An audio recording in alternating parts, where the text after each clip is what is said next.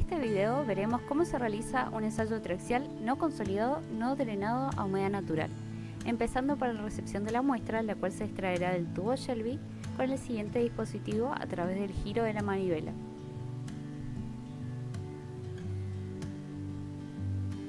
Ahí vemos el tubo Shelby ya colocado en el dispositivo y ahí ya la muestra extraída del tubo Shelby.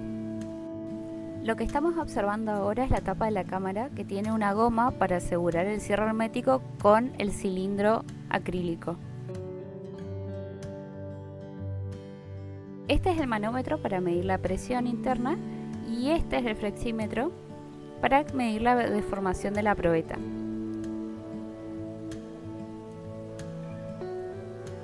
Este es el vástago por el cual se pone en contacto la carga y este es el acrílico que va a encerrar el agua que ingresará por los orificios que están en la base mediante la apertura de las válvulas que vemos aquí.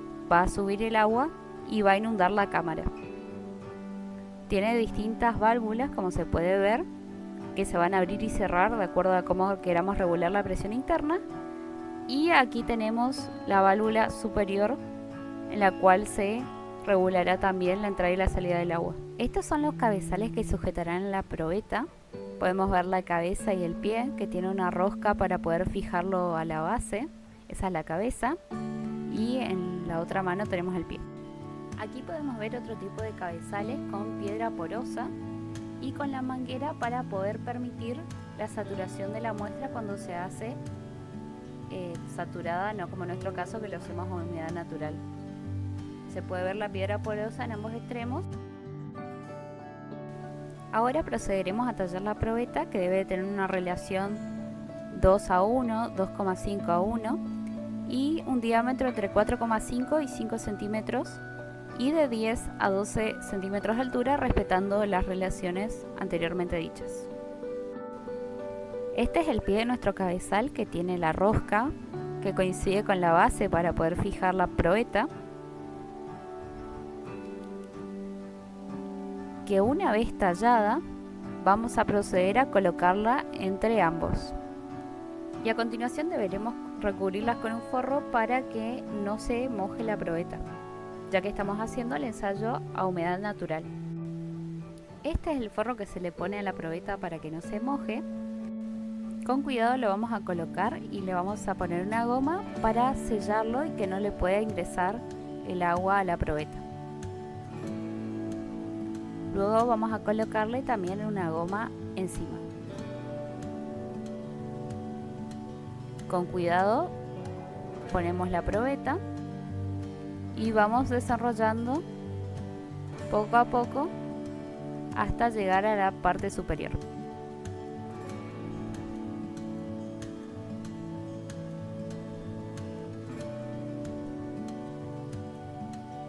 Le colocamos la otra goma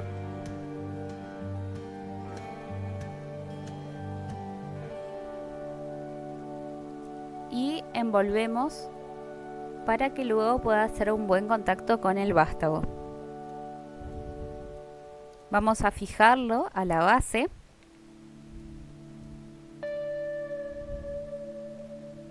Luego vamos a colocar el cilindro acrílico, viendo que coincida bien con la base para evitar pérdidas de agua.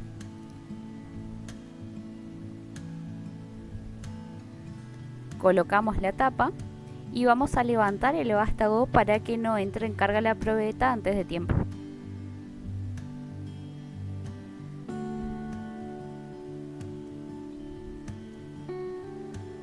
Hay que tener mucho cuidado que quede bien sellada la cámara. Una vez colocado, aproximamos de a poquito el vástago hasta que toque levemente el cabezal superior. Y ahora vamos a proceder a sellar la cámara con las tuercas superiores.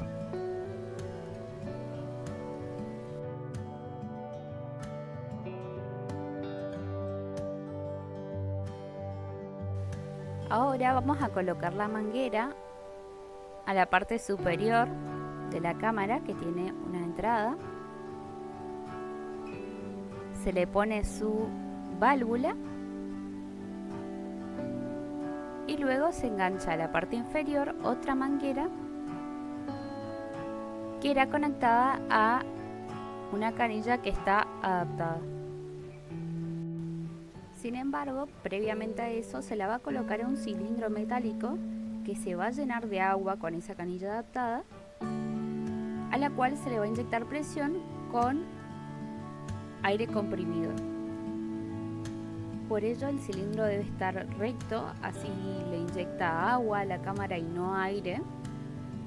Si lo que queremos que genere presión es el agua, y ahí podemos ver la máquina que se usa para inyectar el aire comprimido.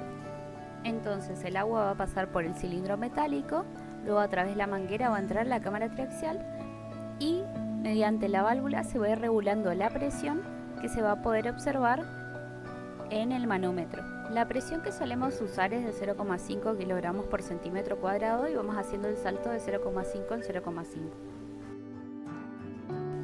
Aquí lo que estamos viendo es el aro que se ocupa, donde se va midiendo la deformación que sufre el aro. Esa deformación la vamos a convertir en tensión mediante compatibilidades. Cada una de esas rayas va a representar cierta carga que está siendo aplicada a través del motor que vamos a ver. Esta etiqueta nos dice la conversión del aro, que dice que tiene un factor de 0,5 kilogramos por división centesimal. O sea que cada una de las pequeñas marcas va a representar 0,5 kilogramos. Ahora vamos a ver otro de los aros que disponemos en el laboratorio, que es de 3000 kilogramos. Y este posee otro factor de conversión que podemos ver en su etiqueta, que es de 10,63 kilogramos por división. Podemos ver la diferencia de espesores que tenemos entre ambos aros. Y ahora vamos a pasar directamente a la colocación de la cámara triaxial. Vamos a poner el aro encima a través de un rulemán que nos va a permitir la distribución equitativa de toda la carga que le va a aplicar el aro. Y luego le vamos a agregar este elemento para que pueda hacer buen contacto. Por encima podemos ver dónde vamos a colocar el aro en la rosca superior que se ve. Otra cosa que vamos a hacer es vamos a dejarle la válvula en la parte superior para regular la presión por si nos pasamos con la presión que le estamos aplicando con el compresor. Gracias a esta válvula vamos a poder bajarle la presión que tenemos. Y acá vamos a poder cerrar si no queremos seguir agregándole presión con el cilindro. Vamos a ir regulando a medida que vamos haciendo el ensayo. Y esa válvula es la que sirve para, en caso de tener forma de saturar la muestra, va a subir por la muestra y va a lograr saturarla de abajo hacia arriba. ¿Sí? La otra válvula que está conectada a través del compresor, del tubo cilíndrico, va a llenar la cámara triaxial a través de los agujeros que se ven en la base de la cámara. Haciendo un repaso, a través de el rulemán vamos a ir aplicándole presión con el aro, a través de la manguera con el compresor vamos a ingresar agua por la parte inferior y vamos a ir regulando. Esa va a ser la presión de confinamiento con ese compresor. A través de la manguera que tiene el compresor vamos a conectarla a la manguera que va a llenar el cilindro metálico y que nos va a dar la presión necesaria. Este dispositivo nos va a ayudar a regular el motor a 500 vueltas por minuto o revoluciones por minuto. Ese es el motor que lo vamos a enganchar a través de la correa y que lo que va a hacer es hacer subir la base y comprimir la probeta. Aquí podemos verlo en funcionamiento durante una prueba desarrollada. Lo que solemos hacer es hacer 3 saltos consecutivos de carga aumentando en 0,5 kilogramos por centímetro cuadrado. El primer salto, el segundo salto de 1 kilo por centímetro cuadrado y el tercero de 1,5 kilogramos por centímetro cuadrado. Y regulando las deformaciones que va sufriendo la probeta a medida que vamos realizando el ensayo. Midiendo las tensiones máximas alcanzadas a través de los datos que obtenemos del aro superior que nos mide la carga vamos a obtener los datos necesarios para poder procesar y obtener los factores de cohesión y fricción de nuestra muestra, que es lo que buscamos mediante la realización de este ensayo. Ahí podemos ver la probeta fallada. Vamos a explicar cómo es el procesamiento del laboratorio que obtuvimos mediante el ensayo de la muestra triaxial que acabamos de ver. Primero lo que vamos a tener es, los datos del laboratorio, en qué hora se tomó, en qué locación, qué tipo de suelo es visualmente y de dónde se sacó el sondeo del Shelby, ¿sí? Ahí se muestra cómo es la pieza, que tiene en este caso 34 o 35 centímetros, ¿sí? Tenemos que tener en cuenta que el Shelby se penetra entre 40 a 45 centímetros, por lo cual se puede ver que la muestra está comprimida de cierta manera. Acá se puede ver la probeta antes de ensayar y después de ensayar, y se puede observar que la falla en este caso se alcanzó sin formación del plano de rotura, ¿sí? Sino generalmente lo que suele pasar es en esta zona se suele formar un plano de rotura también. Esa es otra de las posibles fallas. Ahora lo que vamos a ver son los datos tomados en laboratorio. Entre ellos tenemos cuántas probetas se van a ensayar. En este caso vamos a hacer un ensayo triaxial con una sola probeta, con 3 saltos de carga. Tenemos una altura de 10,8 centímetros de nuestra probeta, el área de la probeta, el diámetro de la probeta, el peso húmedo de esa probeta y el volumen. Vamos a hacer un triaxial con humedad natural, ya que en el laboratorio no se posee el equipo para poder saturar la muestra, como hablamos anteriormente. Aquí tenemos los datos que se tomaron, el peso del material húmedo y el pesafiltro, el peso del material seco más el pesafiltro, el peso del pesafiltro, y con eso se puede calcular la humedad, que era del 9,9%. El factor del aro es el que vimos. Vamos a usar el aro más chico, 0,5 kilogramos por división. Y tenemos el peso unitario húmedo, que se calculó como el peso de la probeta húmeda sobre el volumen de la misma. Y el peso unitario seco, que se calculó tomando ese dato y el de la humedad. Ahora vamos a ver cómo se procesan los datos del laboratorio del primer salto de carga, que se hizo con una presión de confinamiento del agua que rodea esa probeta de 0,5, como se puede ver acá, y la deformación plástica acumulada es de 0 porque es el primer salto de carga. Estos son los datos que tenemos en el laboratorio. Tenemos en esta zona la deformación vertical, que es tomada en el flexímetro, el factor de escala 0,01 milímetros por cada una de las marcas. Aquí podemos ver las marcas van entre 0 y 250. Los saltos que solemos usar son hasta 200, hasta 300, ¿sí?, de mediciones de deformaciones. Aquí tenemos las lecturas del aro, que nos va a indicar la carga, son sus mediciones, y hasta el 45. A continuación tenemos la carga vertical, que se va a obtener tomando esta lectura del aro, ¿sí?, del aro superior del aparato, por 0,5 kilogramos de división, y ahí se puede ver cómo cada uno de estos valores se va transformando en carga vertical. A continuación tenemos el cálculo de la deformación unitaria, ¿sí?, en porcentaje, que se va a calcular como la deformación vertical, esta que tenemos acá del flexímetro, dividido a la altura inicial, que era de 10,8 centímetros, por 100%. Con eso vamos a obtener la deformación unitaria. Luego tenemos la deformación unitaria acumulada, que va a ser igual a la deformación plástica, que en este caso es de 0 porque es el primer salto de carga, más esta deformación vertical convertida a centímetros sobre la altura inicial, que era de la probeta, que era de 10,8. A continuación vamos a tener incremento de presión vertical, que va a ser la carga vertical en kilogramos dividido el área, así que tenemos al inicio el dato, por 1 menos la deformación unitaria acumulada, dividido el 100%. Con esto vamos a poder sacar el incremento de presión vertical en cada uno de estos pequeños saltos. Por último, vamos a tener la presión vertical total, que va a ser la presión de confinamiento, que es en este caso para el primer salto de carga 0,5 kilogramos por centímetro cuadrado, más este incremento de presión vertical en kilogramos por centímetros cuadrados también. Estos van a ser los datos de nuestro primer salto de carga. Para el segundo salto de carga vamos a hacer lo mismo. Estos son los datos tomados. La carga vertical, cómo se obtiene la deformación unitaria acumulada, incremento de presión y presión vertical total.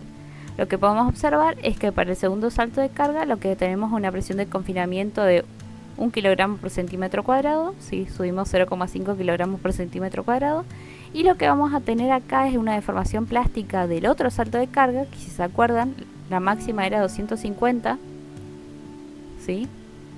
Y lo vamos a reducir un poco por el efecto de rebote para poder obtener la deformación unitaria acumulada, que ahora, como ven, empieza ya teniendo en cuenta esta deformación plástica. Y por último tenemos el tercer salto de carga, que todos los valores se obtienen de la misma forma, teniendo en este caso una presión de confinamiento de 1,5 kg por centímetro cuadrado. La deformación plástica máxima del anterior salto de carga es de 200, ¿sí? Le reducimos por el rebote y podemos obtener la deformación unitaria acumulada para después graficar presión versus deformación unitaria. En esta filmina podemos ver los datos que deben ir en un ensayo, si la obra, el solicitante, la fecha en que se trajo la muestra, la fecha del laboratorio, los operarios que la realizaron, el peso húmedo, la gravedad específica que se asumió para poder calcular los pesos unitarios. Estos son datos de humedades que habíamos calculado anteriormente, y aquí las fórmulas de cómo se calculan el peso unitario húmedo, el peso unitario seco, la relación de vacío inicial y el grado de saturación inicial. Y estas eran los datos de las alturas iniciales de la probeta, el área de la probeta, el diámetro y el volumen. Y aquí, como podemos ver, son las deformaciones acumuladas versus las tensiones, pudiendo ver cada uno de los saltos de carga, y la tensión de confinamiento, que arrancaba en 0,5 y se fue a 1,58 para el primer salto, la siguiente que empezaba en 1 y se fue a 2,31, y el último que vino de 1,50 y pasó a 3,05 kg por centímetro cuadrado.